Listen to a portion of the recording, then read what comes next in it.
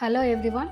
இன்றைக்கி நம்ம பார்க்க போகிறது பார்த்திங்கன்னா ஸ்ப்ரவுட் மாவோட ஆட்டா. நல்ல நியூட்ரிஷனான டிஷ்ஷு, ஈஸியாக செய்யணுன்றதான் நம்மளோட கான்செப்ட்டு. ஸோ அதுதான் இன்றைக்கி நம்ம பண்ண போகிறோம். இந்த கோதுமை மாவோட வெஜிடபிள்ஸ் சேர்த்து ஒரு வெஜிடபிள் ஊத்தப்பம். ஸோ அந்த கோதுமை மாவு முதல்ல தேவையான அளவு உப்பு போட்டுருங்க. அடுத்து பார்த்திங்கன்னா இந்த வெங்காயம், அடுத்தது முட்டைக்கோஸ்.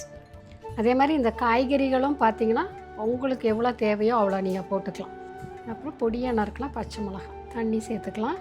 ஆக்சுவலாக இதை வந்து நீங்கள் ஊத்தப்பம்னு சொல்லலாம், இல்லை ஒரு வெஜ் ஆம்லெட்டுன்னு சொல்லலாம். மார்னிங் பிரேக்ஃபாஸ்ட்டுக்கு வந்து ரொம்ப ஐடியல் இது. ஆல்ரெடி நம்ம வந்து இது ஸ்ப்ரவுட் பண்ண கோதுமை மாவு தான், அதனால் வந்து உங்களுக்கு கட்டுக்கு ரொம்ப நல்லது. வயிறு வந்து ஒன்றும் கெடுதல் பண்ணாது. அதாவது சாப்பிட்டா கோதுமை சாப்பிட்டா ஒரு ப்ளோட்டிங் அதெல்லாம் எதுவுமே இருக்காது. ஸ்ப்ரவுட் பண்ணுறதுனால உங்களுக்கு வந்து அதில் நிறைய ப்ரோட்டீன், ஃபைபர் எல்லாமே ஆட்டோமேட்டிக்காக அதில் வந்துடும். அதாவது நம்ம வந்து வெஜிடபிள்ஸ் வேறு சேர்த்துருக்கோம். ஸோ அதனால் ஒரு கம்ப்ளீட் பிரேக்ஃபாஸ்ட் இது.